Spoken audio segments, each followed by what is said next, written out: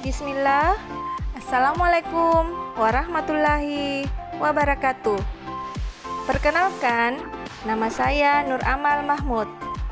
Pada kesempatan kali ini, saya akan menjelaskan sistem pencernaan hewan, khususnya pemamah biak.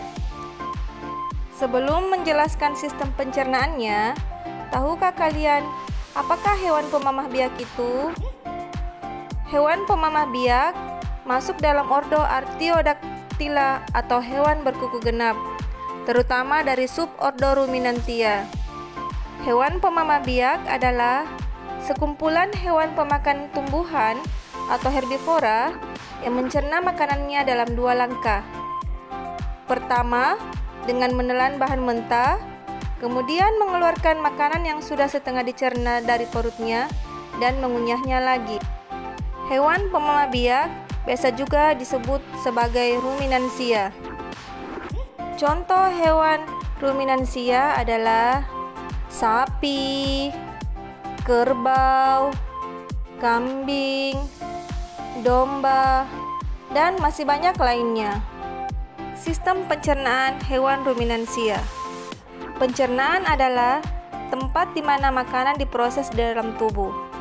Adapun organ pencernaan pada hewan tersebut terdiri dari mulut, rumen, retikulum, omasum, abomasum, usus, dan rektum.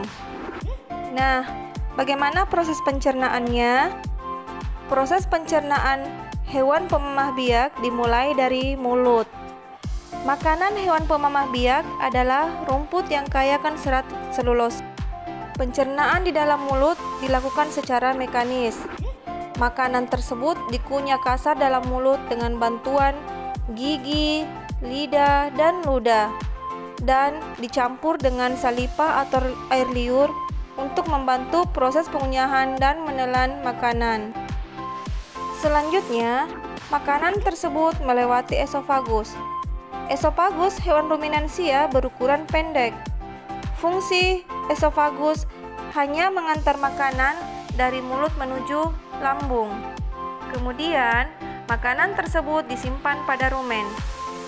Rumen memiliki ukuran paling besar yaitu sekitar 80%. Rumen sendiri memiliki fungsi sebagai gudang penyimpan makanan sementara. Saat rumen terisi cukup makanan, hewan tersebut akan beristirahat. Pada rumen terdapat banyak bakteri dan protozoa yang akan membantu proses penguraian makanan. Selanjutnya, masuk ke retikulum. Setelah dicerna dalam rumen, makanan masuk ke retikulum. Kapasitas retikulum sekitar 5%. Rumen disebut juga perut jala karena permukaan bagian dalamnya mirip dengan jala atau sarang lebah. Makanan diaduk-aduk di dalam retikulum dengan bantuan enzim pencernaan yang dihasilkan oleh bakteri. Pengadukan makanan tersebut dibantu secara mekanis oleh otot dinding retikulum. Setelah proses pengadukan, terbentuklah gumpalan-gumpalan kasar atau bolus. Kemudian, gumpalan tersebut didorong kembali menuju mulut untuk dikunyah kedua kalinya dengan lebih halus lagi. Setelah dikunyah kedua kalinya, makanan tersebut menuju omasum melewati rumen dan retikulum. Kapasitas omasum sekitar 7%. Pada omasum, terdapat kelenjar yang menghasilkan enzim yang membantu proses penghalusan bolus.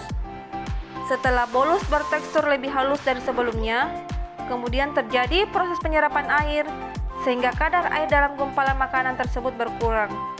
Gumpalan halus tersebut akan diteruskan ke abomasum. Adapun kapasitas abomasum sekitar 8%. Abomasum merupakan perut yang sebenarnya karena proses pencernaan pada bagian ini terjadi secara mekanis dan kimiawi dengan bantuan enzim-enzim pencernaan dan asam klorida. Selanjutnya, makanan akan didorong ke usus halus. Pada bagian ini terjadi penyerapan sari-sari makanan yang akan diedarkan oleh darah ke seluruh tubuh. Sedangkan sisanya yang tidak dapat diserap akan dikeluarkan melalui anus. Demikianlah sistem pencernaan hewan pada ruminansia. Sekian, Assalamualaikum warahmatullahi wabarakatuh.